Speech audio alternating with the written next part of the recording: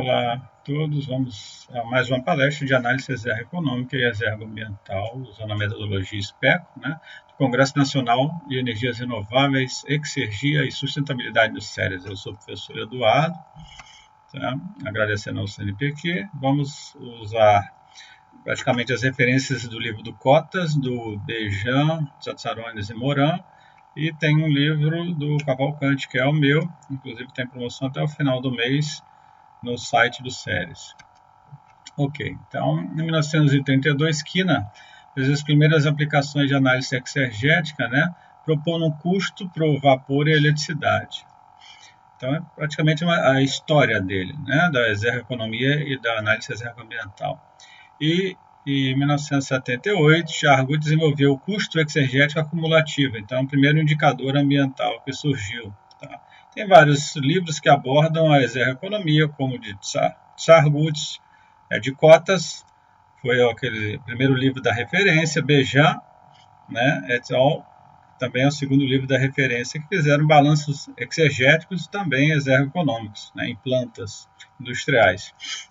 No século XXI, surge mais pesquisas relacionadas à análise exergoeconômica e também ao meio ambiente. Em 2002, Chargut desenvolveu um indicador ecológico, e fez uma otimização de processos. E em 1986 e 98, Valero e outros autores, aplicando o custo de exergia acumulativo, desenvolveu uma análise ecológica. Frangopoulos, em 92 e 97, fez uma associação da exergoeconomia, considerando aspectos ambientais e considerando a poluição. E Bejan, em 96, aloca os custos de combustível na exergoeconomia. E a análise de ciclo de vida avalia o impacto da construção desses componentes. E em 2009, propriamente dito, Meyer, um aluno do Tsatsarones, desenvolve análise exergoambiental, onde ele combina o ciclo de vida com o impacto ambiental dos poluentes. Então, e hoje em dia essa análise exergoambiental tem ganhado bastante importância em pesquisas. Okay? Então, a exergoeconomia é uma das linhas da termoeconomia. Existem outras, como a teoria do custo exergético, mas hoje eu vou focar na exergoeconomia. Então, você combina balanços econômicos com o balanço da exergia, com a taxa de exergia. Então, você vai criar uns balanços exergoeconômicos. Então, você atribui uma taxa de custo nesses fluxos exergéticos. Então, você vai ter taxas de custo de entrada, saída, relacionado a trabalho e calor, vai ser em função do custo específico vezes a taxa de exergia. Tá? Então, em entrada, saída em relação ao trabalho.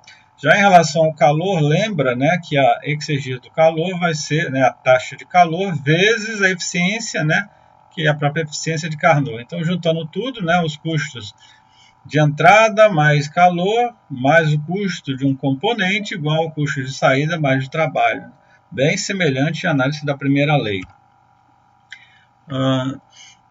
Então, em uma estrutura produtiva, ou seja, onde eu desejo realizar algum produto, então eu posso associar em relação à entrada e saída, fazer em relação a produto, que é a saída igual ao combustível, mais a taxa relacionada de um componente, o custo desse componente, dessa unidade produtiva.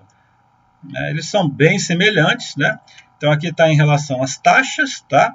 E aqui está em relação às taxas de custo, aqui a taxa de exergia vezes a exergia específica, Então, esses são os custos médios por unidade de exergia do produto e do combustível, esse CP e o CF. E aqui são as taxas de custo do componente, onde você considera efeitos de operação, manutenção e aquisição do componente. O método SPECO, então, ele define o que é produto e o que é combustível. Tá?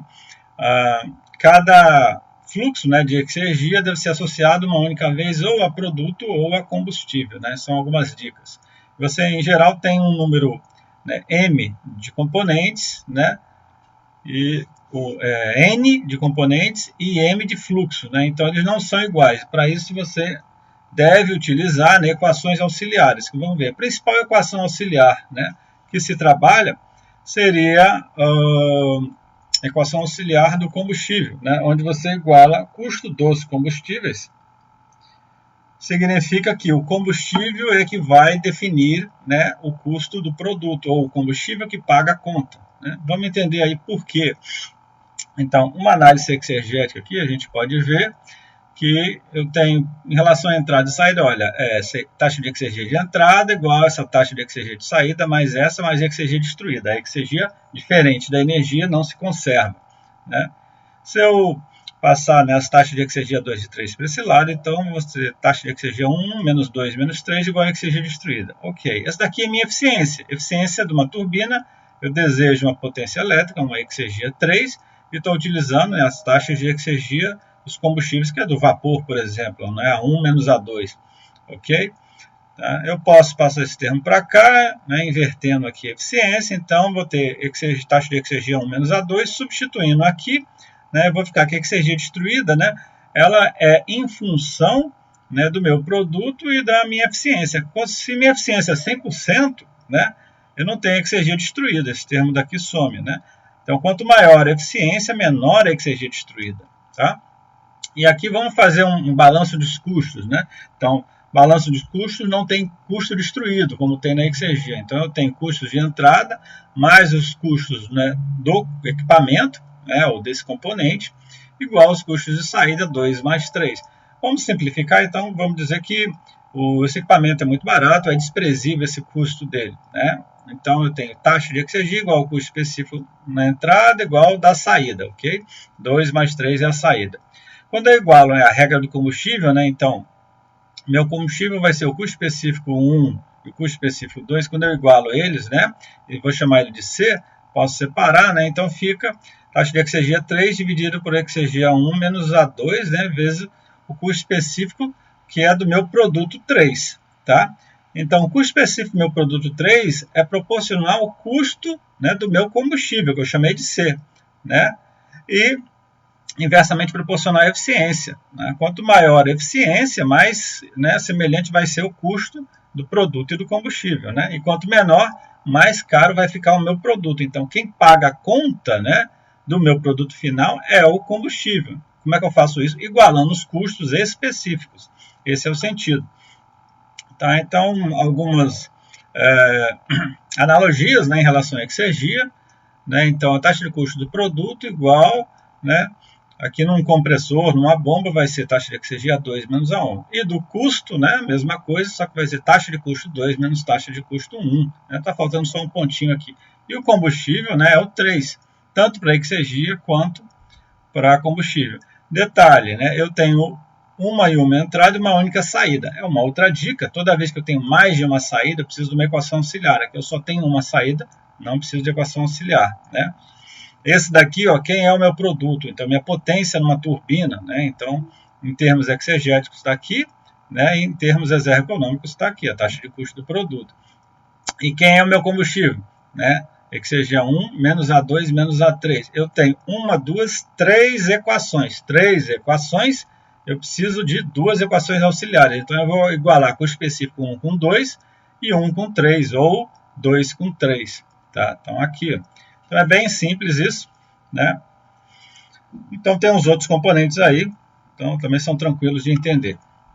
Então, o estudo de caso, meu estudo de caso, ele é um sistema solar, né? Então, um coletor cilíndrico parabólico, eu tenho nesse campo de coletor 400 metros quadrados, ele está, né, aquecendo aqui um fluido refrigerante, né, para gerar potência nessa turbina aqui, é o R141A, né, esse refrigerante aqui. Então, aqui é um ciclo Rankine, a gente chama de ciclo... esse ciclo aqui não é orgânico, não. Esse é um ciclo Rankine. Então, estou trabalhando com vapor de água. E a potência da turbina que sai em 11 vai ser conectada a uma caixa de engrenagem, onde eu vou acionar aqui uma outra potência de eixo no gerador, né, e eu vou ter meu produto final, essa eletricidade, né, essa potência que sai em 13. A potência 23 é a potência consumida pelas bombas, duas bombas, né, esses dois ventiladores aqui para descontar, para então o meu ponto 13 é a potência líquida, né? Então, peguei dados de radiação de Natal, né, a média durante 5 dias em março, junho, setembro, dezembro, para o dia 21, tá? Para tentar reproduzir as estações do ano. Tá? Então, eu tenho uma potência máxima aqui, né, no mês de março, de 210. Aqui são dados, né, do comportamento, né, do desempenho do meu sistema. Tá? Aqui o combustível que eu estou queimando, se eu voltar aqui, ó, esse queimador de gás aqui, então é um gás natural, né, GLP, ok?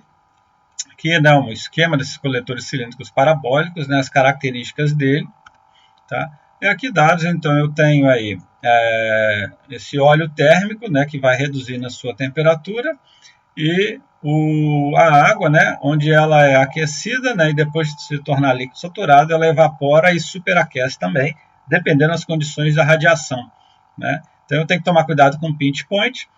Então, sem entrar muito em detalhes, no outro vídeo eu mostrei os balanços de exergia. Então, aqui são exergias físicas, químicas, né? Isso aqui é total, tá? Ok? Então, vou fazer o balanço de massa, achar as temperaturas, as taxas máximas, o balanço de energia, né? Então, vou achar a entalpia, tá? Taxas de calor, potências geradas, e aí eu defino aí a minha taxa de exergia, que é o meu objetivo final, né? Então, eu vou determinar a exergia química, física, né? Observa, fluidos 1, 2, 3, 4 são os óleos térmicos e a exergia química dele é zero, ele não muda de composição nem de concentração, né? Então só tem exergia física, então aqui é específica e aqui é total. Depois de determinar todas as exergias, né, nos pontos, aí eu vou fazer o balanço exergético, que seria a primeira etapa, né, da análise exergo-econômica ou exergo-ambiental. Então o que é produto e combustível em cada componente, né?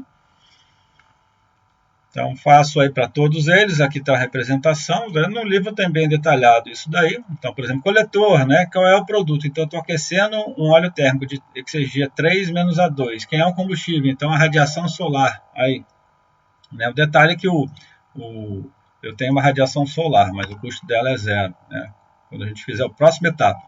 Ok? Então, no final, eu vou calcular a exergia distribuída e a eficiência exergética. Observa aqui as menores, né, é o air cooler, que seria esse condensador aqui, tá? E esse coletor aqui. Ok, então, segundo passo, vamos entrar propriamente na análise exergo-econômica. Então, eu preciso determinar o custo de cada componente. Às vezes você tem que usar equações da literatura para achar esses custos. Observa que ele é a função da eficiência do compressor aqui, nesse compressor, a câmara de combustão, a redução de pressão, todas as temperaturas tem que tomar cuidado que são em Kelvin, né? E aqui a eficiência da turbina a gás.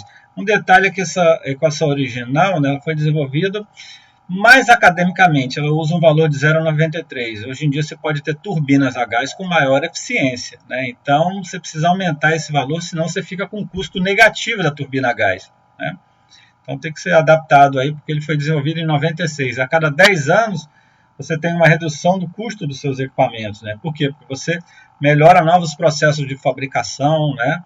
Então, torna mais barato esses processos. E turbina a vapor, né, uma equação aí em função da eficiência dela e da temperatura, ok? E aí, né, todas essas equações, né, mostrei antes, é para determinar o custo do equipamento. Então, você vai transformar esse custo do equipamento Z, né, em parcelas iguais, ok? Então, você vai determinar um fator de recuperação de capital. Nada mais é que o cálculo de parcelas iguais, que é igualzinho na análise econômica. Tá? Então ele é por ano, depois você divide pelo número de anos, número de horas, né? E 3.600 para passar ele para segundo. Então aqui é a taxa de juros anual. Um valor bem comum é 6% de manutenção, né? Para você incluir. Está funcionando 20 anos esse sistema solar aqui. E aqui o número de horas, né?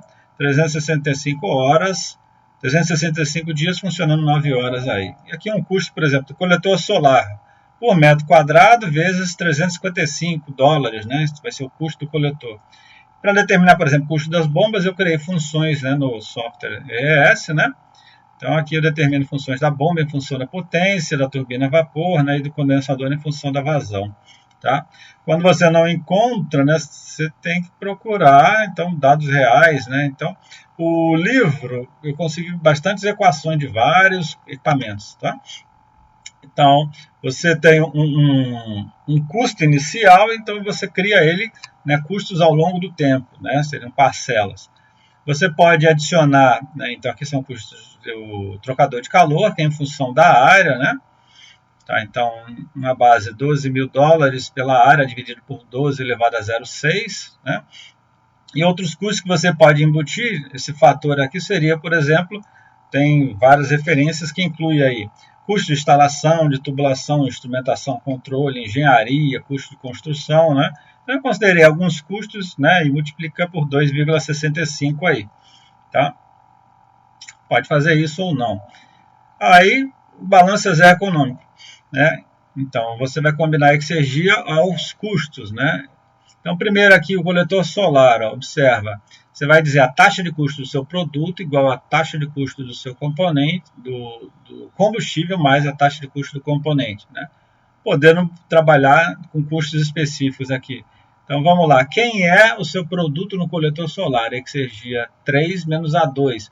Então, vai ser taxa de exergia 3 vezes o custo específico 3 menos a taxa de exergia 2 vezes o custo específico 2. Isso aqui é o meu produto, né? Igual a qual é o seu combustível, né?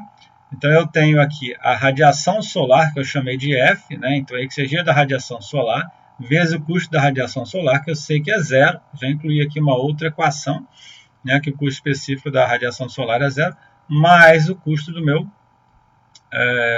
meus componentes, seriam meus coletores solares, ok? Mesma coisa que eu vou fazer, por exemplo, evaporador, pré-aquecedor. Então, evaporador é esse daqui, ó, tá? O que eu estou fazendo? Eu estou, né, aquecendo, né, ou evaporando aqui o meu vapor, né? Então, ponto 8 menos a 7, né? Então, exergia 8 vezes custo específico 8 menos exergia 7 vezes custo específico 7, né? Taxa de exergia, igual, né? Quem é o meu combustível, né? Então, aumenta 3 para 4, né?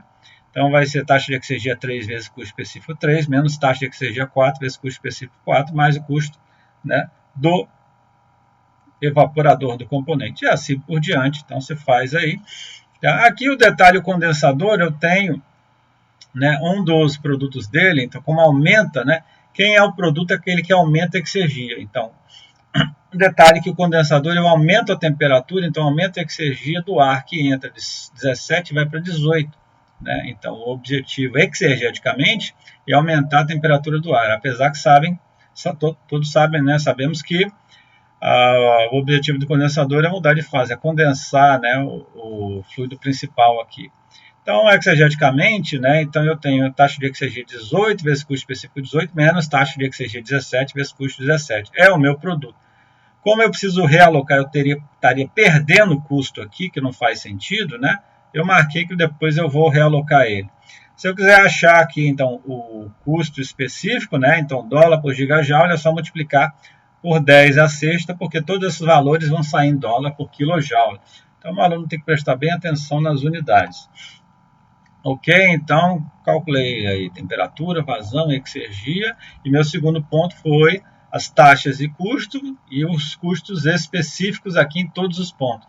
Essa taxa de custo, como ia dar pequeno, eu multipliquei por 3.600 para sair em hora, tá? Então, a eletricidade aqui, para 910 watts por metro quadrado, eu tenho o custo da eletricidade de 10,42, né? Dólar por gigajoule aqui. Okay? Então, outros valores, né? O custo da radiação é zero, o custo do gás natural por exergia, né? 6,687, né? Aqui 6,687 está aqui, ó, ponto 14, tá? Ok, então um objetivo para escrever artigos é discutir, ó, então eu comparo aquele valor de 10 dólares por gigajoule por esse aqui, um ciclo combinado de calor que produziu mais barato, 4,48. Tem outro ciclo combinado que tem turbinas a gás e turbina a vapor, ó, eles têm custos diferentes. Observa que a turbina a vapor ela é mais cara porque ela tem uma eficiência menor. Ela trabalha com uma temperatura menor, né? E outros ciclos, Rankine aí 26, né? Então é interessante nos artigos vocês, né, discutirem, compararem o valor que vocês acharam, né, de custo específico aqui. E outros, trigeração, quando eu tenho aqui, por exemplo, gero eletricidade, né, refrigeração, água gelada e aquecimento, né? Comparar. Então, a água gelada costuma ser bem cara, né? Outros trigerações aqui, né, eletricidade, água gelada, né, e aquecimento e vapor aí, ó. Observe essa água gelada aqui, $167 por gigajoule, né? Ok, e o terceiro passo, então vamos calcular os parâmetros exergo-econômicos. Um deles, né, é o custo médio por unidade de exergia do combustível do produto em cada componente. Então estamos analisando nos componentes, né? Nada mais é que a taxa de custo do produto dividido pela exergia, taxa de exergia do produto. Se eu voltar aqui, ó, lembra, né? Então, ó, esse lado aqui eu tenho meu produto e do outro lado eu tenho combustível. Então, eu já determinei minhas taxas de custo, né, tanto de produto quanto do combustível aqui. E só dividir pelas taxas de exergia de produto e do combustível que foi determinada na primeira etapa, né, cuidando, né, para que as unidades saiam em dólar por quilojoule aí. Aí você vai determinar a taxa de custo da exergia destruída. Quanto que vale, né, a sua perda de exergia, né? Então, utiliza-se a taxa de custo, o custo médio por unidade de exergia do combustível, vezes a taxa de exergia destruída. Faltou o pontinho aqui, né? E aí eu calculo esse fator exergo-econômico. Ele compara, né, o custo da exergia destruída com o custo do equipamento. Então, eu vou identificar o menor valor do fator exergo-econômico, significa que eu tenho uma taxa de exergia muito alta. Então, vale a pena injetar dinheiro para reduzir essa exergia destruída aí, né? E depois que eu identificar meu pior componente ou menor valor do fator exergo-econômico, eu posso fazer alterações e verificar como se compara um outro parâmetro, que é a diferença relativa do custo. Ela vai verificar, ó, qual é o aumento relativo, né, por unidade de exergia pela diferença entre produto e combustível aqui. Tá? Então é interessante numa otimização que esse valor vai diminuindo, significa que não aumentou muito, né, o produto em relação ao combustível. Tá? Esse é o significado dele. Eu já vi alguns trabalhos que calculam, né, sempre, né, o custo do produto, né, vai ficar maior que o custo do combustível. O autor se enrolou nas definições de produto e combustível e ele ficou com um produto mais barato que o combustível, que é impossível, e obviamente ele ficou com uns R's negativos. Isso foi um artigo de 2020 da Enes, né? Aí calcula-se, né, o custo médio por unidade de exergia dos produtos e dos combustíveis para cada componente. O único detalhe aqui eu dividi por 3.600, porque lembra que meu custo está por hora, né? E multipliquei por 10 a sexta para sair em gigajoule aí. Então eu faço isso para todos os componentes aí, é o terceiro passo, né? E depois no final, né, eu vou calcular tanto o R quanto o F, né? Então a diferença relativa, eu fiz uma funçãozinha, né? Só tirar a diferença relativa, né, e comparar também o F aí, calcular os dois parâmetros, tá? O único detalhe, se eu voltar aqui, ó, o coletor solar, né? Então, a taxa de custo, também tem a taxa de custo da exergia destruída aqui, né? Isso daqui, você faz uma funçãozinha para calcular ele, tá? No coletor solar, como o combustível, né, dele é zero, né? Então, é o único caso onde eu posso, em vez de trabalhar com custo médio por unidade de exergia do combustível, eu trabalho com custo médio por unidade de exergia do produto aqui, ó. Por quê? Porque o meu combustível aqui é zero, então eu só tenho custo do produto. Somente no coletor solar, né, na taxa de exergia destruída, eu uso aí o produto. Né? Quanto que vale, né, aquele equipamento? Quanto ele consegue produzir, né? É o único caso aí. Nesse trabalho, né, isso aí é um artigo, eu não sabia direito, né, então eu não cheguei a calcular ele. Né? Então tem os custos específicos, né, ok, o terceiro passo aqui, então calculo esses três parâmetros, né, ou três, que é a taxa de custo de exergia destruída, a diferença relativa e fator exergo-econômico. E aí eu vou verificar, né, aqui eles, ó. Então, para os componentes, quem mais destrói exergia é o coletor solar, tá? Quem tem as piores eficiências é o coletor, né, e o air cooler, que é o próprio condensador. Lembrando que ele é um componente dissipativo, ou seja, ele não tem um objetivo termodinâmico, então é um equipamento que não se mexe. Você não tem como melhorar um condensador, né? Ele vai sair um líquido subresfriado, então não faz muito sentido. Aqui, taxa de custo por unidade de exergia do combustível. O coletor é zero. Por quê? Porque é radiação solar. Quem é, né, o combustível? Radiação solar. Esse daqui observa 9, né, no gerador. Por quê? A potência de eixo. Quem é o meu combustível? É a potência de eixo. Né? Aí os produtos, né? Engraçado que os produtos aqui, por exemplo, no air cooler, fica com um produto bem caro, porque a exergia, o aumento de exergia é pequeno, né? É no denominador, né? aqui eu vejo os queimadores de gás, né? Também é o aumento da temperatura dos gases, né? Da exergia destruída, lembra, né? A exergia vezes o custo médio do combustível. Aqui eu poderia usar só no coletor solar o produto e ter algum valor, né? Para comparar o F, né? Aqui eu verifico o pior componente do ponto de vista econômico, que eu tenho menor F, ou seja, vale a pena eu injetar dinheiro para aumentar a eficiência dessa caixa de redução, né? E com isso diminuir minha destruição de exergia, tá? Com isso eu consigo melhorar, né, o custo do produto final de todo o sistema, né? Ok? Então essa é a característica dele aí. Depois tem depois dele seria o gerador, ok? E aí eu verificaria, né, se o valor do R, se eu estivesse otimizando, vai diminuindo, né? Então, o outro ponto seria esses componentes dissipativos que eu já falei. Então, são componentes, por exemplo, com limpeza de gás, uma válvula de estrangulamento ou um condensador, né? São componentes que você não tem como mexer, né? Então, são chamados de dissipativos porque ele não tem uma função termodinâmica, né? Então, ele não gera um produto útil, ok? Então, como é que se faz? Então, no condensador, né, no balanço exergo econômico, né, essa taxa de custo de saída aqui, eu ia chamar ele de zero. Então, ele estaria saindo, por exemplo, uma taxa de custo, um dinheiro saindo, não faz muito sentido. Quando eu chamo de zero, e aqui eu coloco, né, uma taxa fictícia, né, onde eu vou realocar. Então, eu estou calculando uma taxa de custo e realoco. Onde eu vou realocar? Né? Eu vou realocar ele, né, nos componentes que está atendendo. Por exemplo, se aqui seria um antagônico, se aqui eu estou rejeitando calor, quem é que gera esse calor? Né? Então, eu tenho aí um gerador de vapor. Eu posso, num único gerador de vapor, ou vários trocadores de calor que geram esse vapor, pode ser também. Ou então, é uma outra opção no produto final, né? Então, aqui ele fala numa planta, né? Então, o condensador eu vou colocar nos vários componentes que geram, né, esse vapor aí, né, que fazem. Tá? E a ponderação eu vou fazer através da entropia deles. Ou, por exemplo, uma remoção de poluentes provenientes de uma combustão. Eu posso, né, realocar ele na própria câmara de combustão. Tá?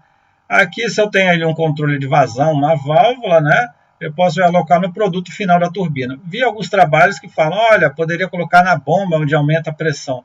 O problema é que quando eu calculo o R da bomba às vezes fica muito alto, tem que tomar um pouco de cuidado. Tá? Alguns equipamentos, né, não é o caso, mas tem uma perda significativa de calor, por exemplo, o motor de combustão interna, né?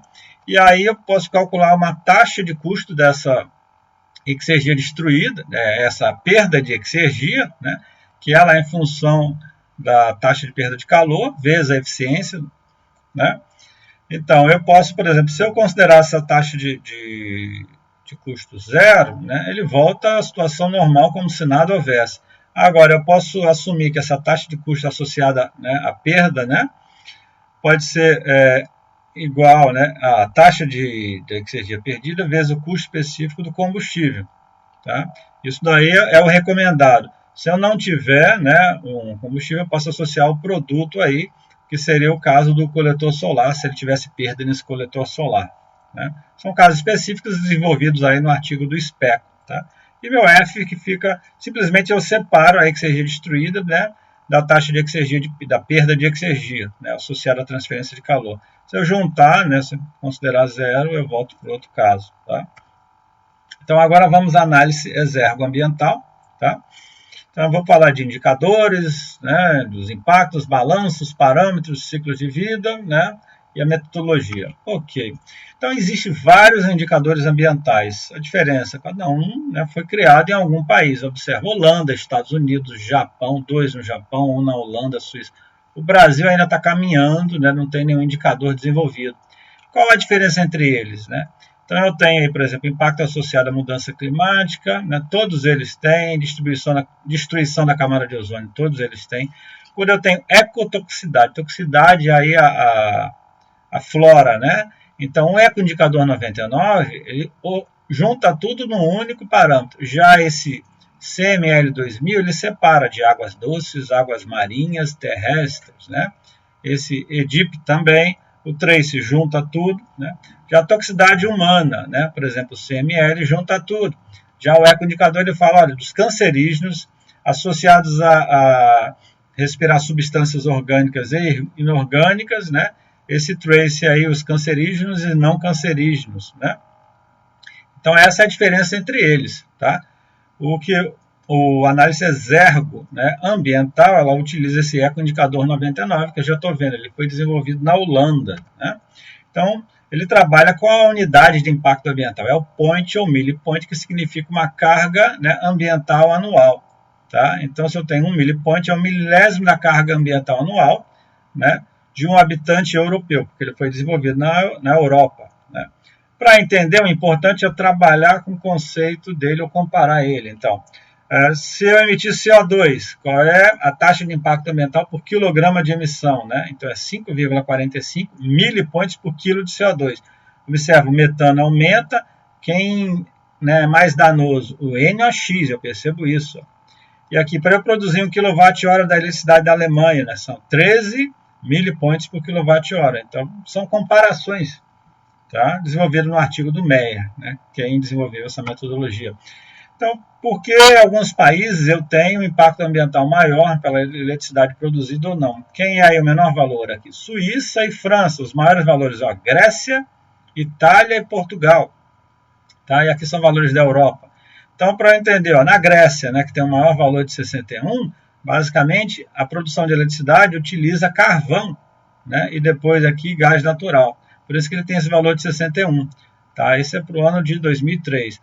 Já quando eu vejo Portugal, que é elevado, né, ele diminui a produção por carvão, mas aumenta de gás natural. E os que têm menor valor, né, utilizam aqui energia nuclear, a França e a Suíça, e também utiliza, né, a hidrelétrica, né?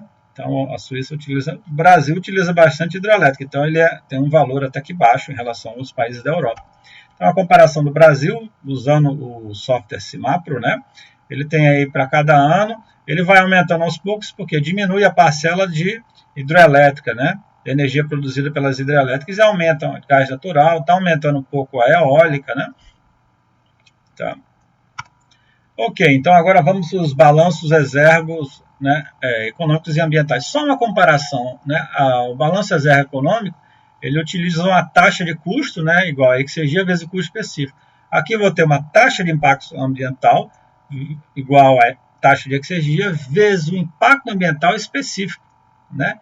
Então, a unidade aqui da taxa de impacto ambiental, points por segundo ou milipoints por segundo, e o específico pode ser, né, milipoints por quilojoule ou megajoule se eu multiplicar por 10 a sexta, né? E o balanço exergo econômico, nós vemos taxa de custo do produto em cada componente igual a taxa de custo do combustível mais o taxa de custo do próprio equipamento. E aqui fica muito semelhante, ó, a taxa do impacto ambiental do produto igual a taxa de impacto ambiental do combustível, mais a taxa de impacto ambiental para produzir esse combustível, acrescentou outro valor, né, um outro parâmetro, é a taxa de impacto ambiental da formação de poluentes. Se ele começou a formar NOx, CO, CO2, ele aumenta a taxa de impacto ambiental, esse poluente aumenta, né? Então, como é que eu determino isso? Então, eu tenho que verificar qual é, né, o aumento na formação desse poluente, vezes o impacto ambiental específico dele. Por exemplo, o CO2 é 5,45 milipoints por quilograma emitido, né? Tem outros poluentes, a gente vai ver. E aqui, lembrando que o componente, você tinha um valor dos juros, né? Só que já a taxa de impacto ambiental do equipamento, você vai pegar, né, o impacto ambiental para a produção daquele equipamento durante todo o ciclo de vida, dividir anos de funcionamento, horas e 3.600 pratos segundos. É um pouquinho diferente. E os parâmetros exergo, né, ambientais são semelhantes, então aqui seria a taxa de impacto ambiental da energia destruída, né? Aqui a diferença relativa é igualzinho, né?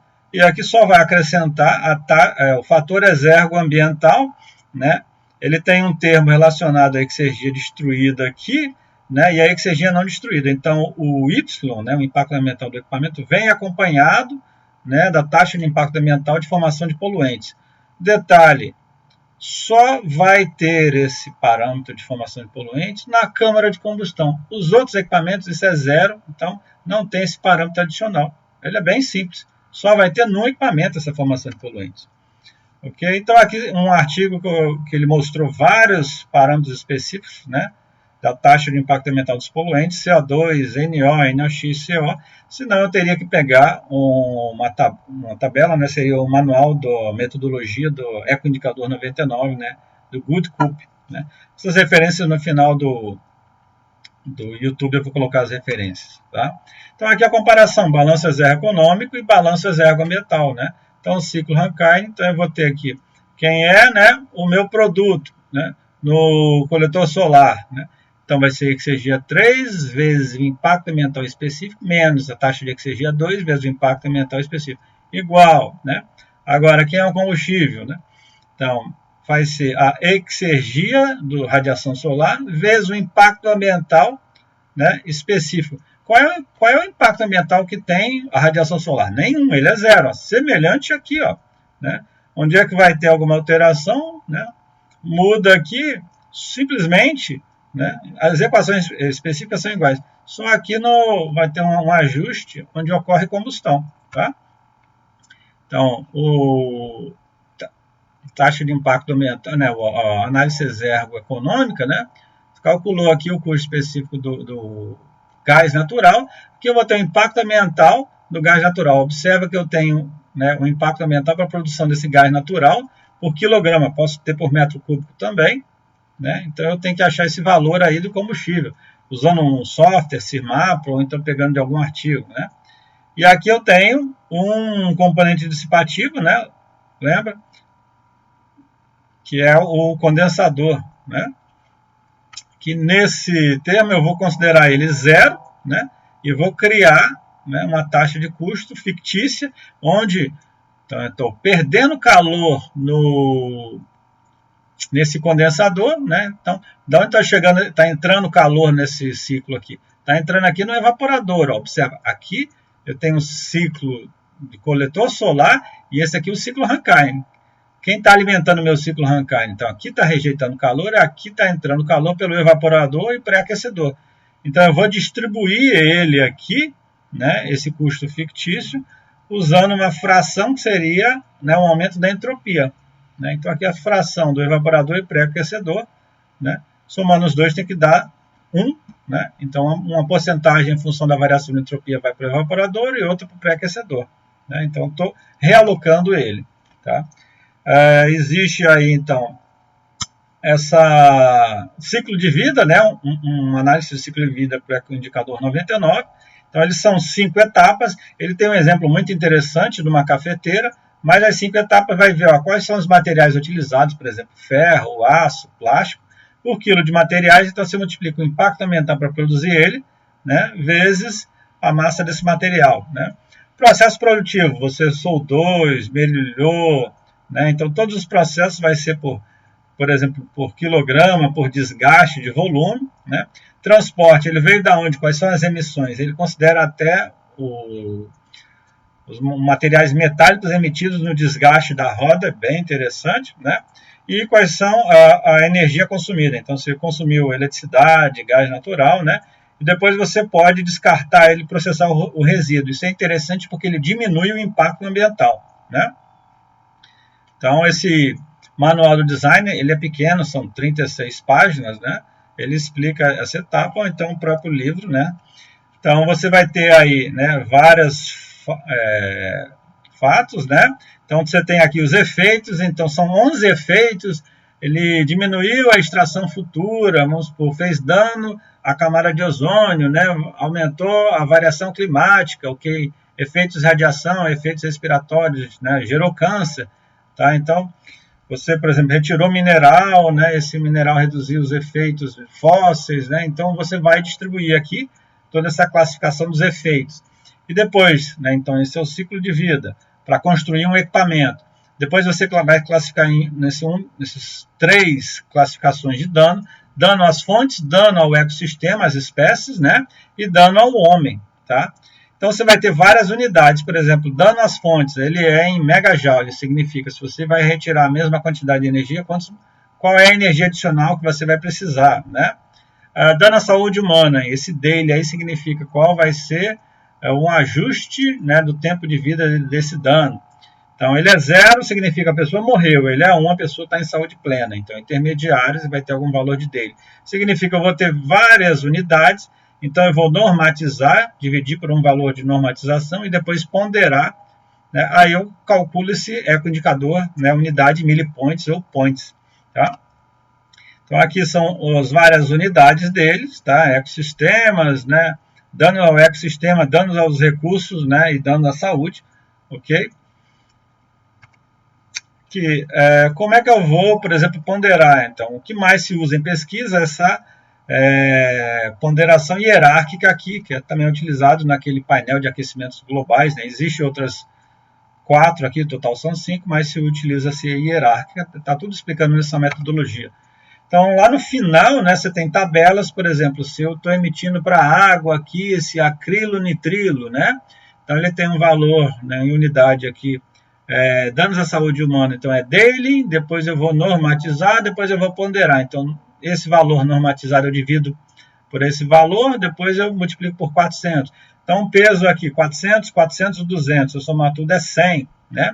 Isso é para você produzir, transformar várias unidades numa única unidade. Okay? Então, meu objetivo era o quê? Se eu estou construindo um compressor, ele é feito de ferro, ferro de alta liga, ferro fundido, 33% de ferro, 45%. Qual é o impacto ambiental para produzir ele? Né? 86 vezes 33. Então, eu calculei aqui o impacto ambiental por quilo de equipamento, câmara de combustão, superaquecedor. Né? Se eu não tenho muita noção, eu posso colocar 86, todo ele é de ferro, tá? Ou de aço. Okay? Então, esse trabalho foi um bom trabalho, né? Esse aí foi um artigo. Depois eu preciso de uma relação para calcular o peso dele, em função da troca de calor, em função da potência. Então, eu desenvolvi, né, para trocadores de calor, coletores solares, bombas, turbinas a vapor, né, ou motores, ok? Tudo isso tem num artigo, tá? E aí, qual é o processo de formação desse compressor, né? Então, eu tenho aqui, né, o eixo, né, então, toda a estrutura, a carcaça e todas as válvulas. Então, formei ele, soldas, brazing, tá? Então, tem uma eficiência dessa fornalha, quantos milipoints que eu precisei aí para usando gás. Então, fui somando e produzindo. Então, no total, um compressor 11,7, né, milipoints por quilo de compressor, ok? Então, eu construí essas tabelas aqui, ó. Então, é importante trabalhar com essas tabelas, tá? Esse foi um artigo de 2017, né? Primeiro artigo que eu comparei um sistema solar, né, utilizando o coletor solar ou não no ciclo combinado. Tá? Então, aí no final você vai comparar. Ó, então, você vai ter aí um produto em millipoints, né, por quilojoule, millipoints por quilowatt-hora.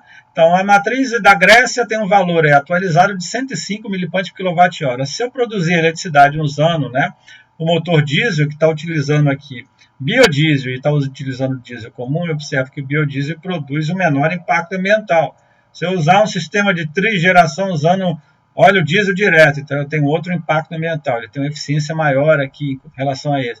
Se eu combinar ele, o diesel com a parte de gás, né, então o modo, né, diesel, utilizando, se não me engano, 86% do gás natural, então eu reduzo, então eu tenho o efeito do combustível, então estou usando um combustível com menor impacto ambiental, né? O outro efeito seria esse daqui, de eficiência. Se eu usar uma caldeira ultra supercrítica, ele tem uma melhor eficiência, então eu reduzo mais esse impacto ambiental. Se eu usar um combustível à base de eucalipto, biomassa, então eu consigo produzir uma eletricidade com menor dano ambiental, né? Então eu agradeço a todos, né? Tem bastante informação, né? E depois estarei presente para as questões. Obrigado, né? Vielen Dank, que é obrigado em alemão.